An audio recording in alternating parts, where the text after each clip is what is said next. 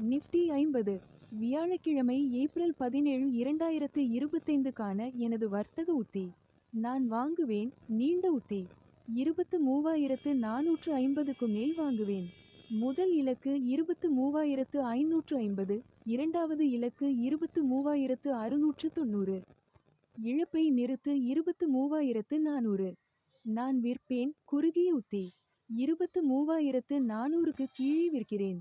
முதல் இலக்கு 23,300, இரண்டாவது இலக்கு 23,200, மூன்றாவது இலக்கு 23,100. இழப்பை நிறுத்து 23,450. மறுப்பு மேலே உள்ள தகவல் வாங்க அல்லது விற்க பரிந்துரை அல்ல. பங்குச் சந்தையில் எந்த நிலையையும் எடுப்பதற்கு முன் உங்கள் நிதி ஆலோசகரின் ஆலோசனையை பெறவும். சேனலை சப்ஸ்கிரைப் செய்யவும்.